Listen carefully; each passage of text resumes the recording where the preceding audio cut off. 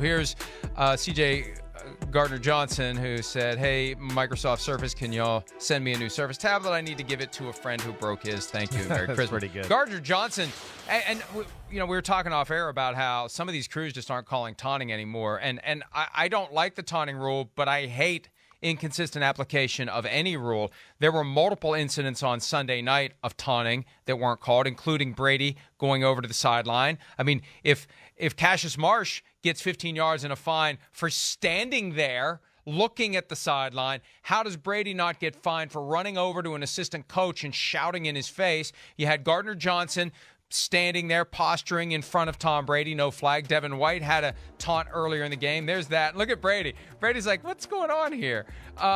Devin White earlier in the game had a taunt. It wasn't called. Last night we saw some taunts that weren't called. I just wonder I don't know if it's the Christmas spirit that's gotten into some of these refs, but they're not calling taunting anymore, and I have a feeling 345 Park Avenue is not going to be happy with that because they've insisted on it all year long. Yeah, I mean, maybe not. I'm not going to get mad at it. I'm not. To me, the ones that they didn't call are the ones that I go, well, good. I'm glad they didn't call it. I'm fine with that. That's fine.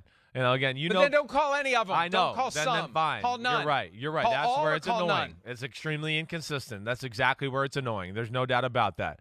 And of course, it looks stupid, too, because, again, that's egregious. So we know that Brady went over there to the coach, yelled four-letter words, which were way more disrespectful than a karate kick, from Cassius Marsh. But that gets, swiped under the rug. That's just not a good look for the NFL either. There's no doubt. But, again, don't call any of them then. Or only call the ones that I've always been talking about, or the ones that we know the rule was implied for. And I'm not going to go there, but the standing over of the guys and doing that's to me where I want it out. The rest of this stuff, Gardner-Johnson, posturing in front of Brady, that's football. That's, to me, that's fine. I don't even care that Brady going over to yell four-letter words at Dennis Allen, that's football. It wasn't Dennis Allen. Oh, it wasn't Dennis Allen. I'm sorry. I think it was the defensive line coach. All right, either way, that's cool with me. I'm good with that. I don't care. You know the ones that I don't like to see.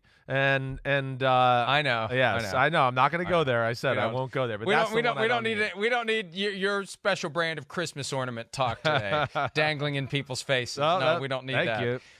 Thank you. But regardless, get rid of the rule or apply it consistently. That's my position about every rule on the book. If you're not going to apply it consistently, it creates unfair results. So either apply it consistently or get rid of it.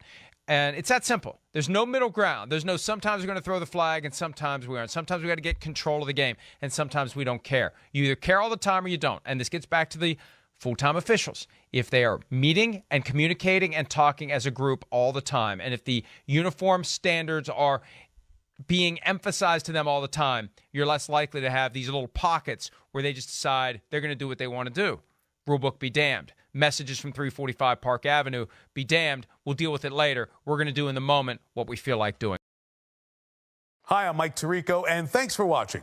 Make sure to hit subscribe for the latest news and highlights from NBC Sports.